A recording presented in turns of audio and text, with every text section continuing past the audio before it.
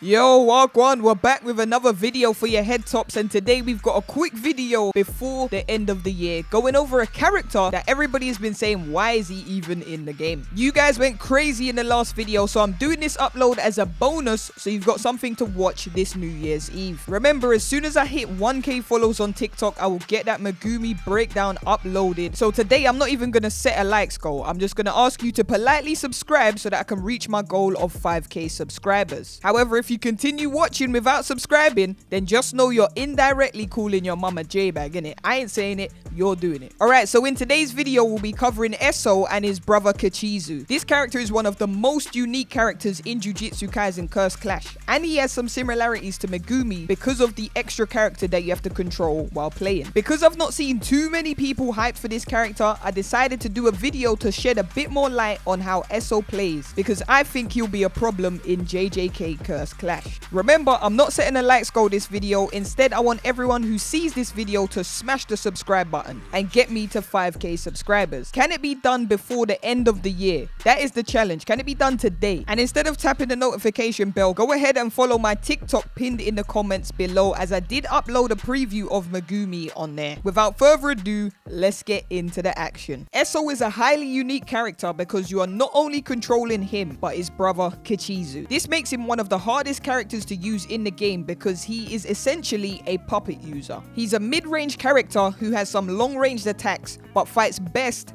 nearest opponents. He can do combination attacks with his brother that allow for insane mix-up. His passive skill is called For My Brother, and his curse technique is called the Rot technique. We'll cover this technique in a bit more detail later because it's actually nuts. Eso and Kechizu's intro is like a typical photo where one friend is posing hard and the other one ruins it by pulling a stupid face. Eso's trying to flex his muscles and Kechizu's there scratching his head looking into space like some idiot. I guess he's meant to be the lovable dumber brother. Here we get some new Eso gameplay. The brothers have 6 bars of cursed energy, and as well as having combination attacks, Eso can also send Kechizu to attack the opponent and do actions on his behalf. In this clip, we see Eso send his brother to spit blood at Yuji, and this move uses half a bar of cursed energy. The move doesn't do any damage, instead it afflicts the opponent with a debuff. This is shown with a blood icon on the opponent's HUD. We'll come back to this move because it's actually super important to Eso's playstyle. Kechizu also has another move that physically attacks the opponent, dealing actual damage. This move also uses half a bar. Kechizu's attacks do have some range to it, but it doesn't look like he can be sent super far away from Eso, which doesn't make him great for long range attacks. Eso does, however, fill this range gap with his own attack, Winking, where he reshapes his blood into wings and fires the blood straight at Yuji. This move again inflicts the opponent with a debuff, as you can see by the icon appearing above Yuji, but this move also deals damage. Depending on what level you are, this move could take up to 3 bars of cursed energy, and the higher the level you are, the more damage this move does. As well as the brothers having solo attacks, they also do some joint combination attacks. Eso's auto combo shows them both comboing the opponent, allowing for Eso to get off his cursed energy move at the end of the combo. It looks like Eso has a few variations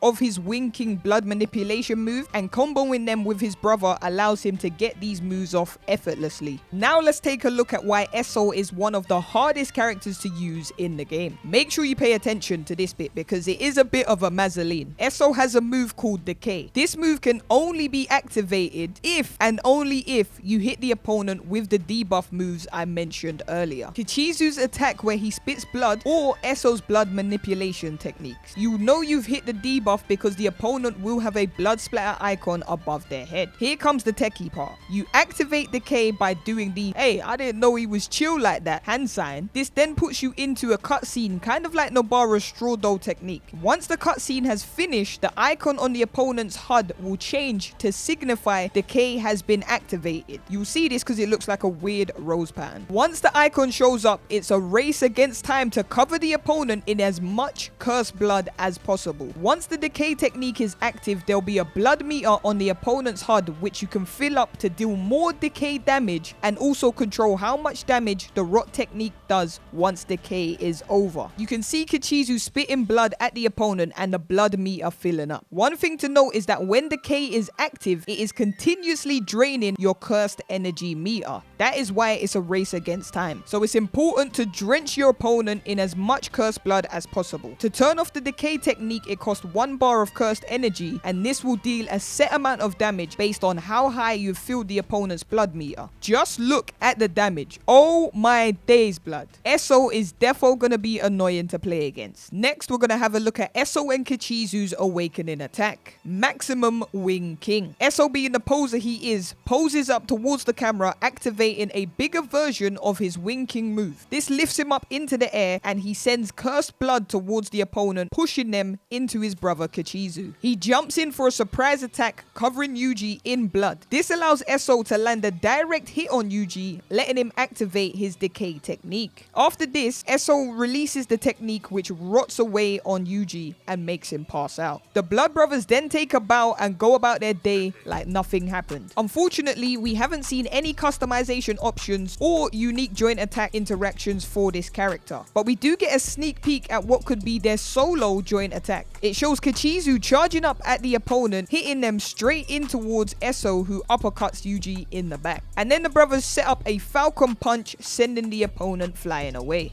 Honestly, this character looks sick. I saw a few comments from people saying, why is Eso even in the game? He looks trash, blah blah blah. But I actually like the concept of this puppet style character. He looks like he's going to be hard to master and annoying to play against. I will definitely be trying him out because he has some similarities to Megumi too. If you made it this far into the video, leave a comment down below letting me know if you'll be maining the Blood Brothers when the game comes out and what aspect of his gameplay you like the most. Remember, the ultimate challenge for today's video is, can we get 5k subscribers before the end of the year? So if you see this, make sure you subscribe, and if you don't subscribe, just remember Inumaki will be using cursed speech to call your mama ho. Either way, I hope you all have a good New Year's, and I have more videos coming, so keep your eyes peeled. And make sure you check out my Jujutsu Kaisen Cursed Clash playlist right here because I've got some more hidden gems in there.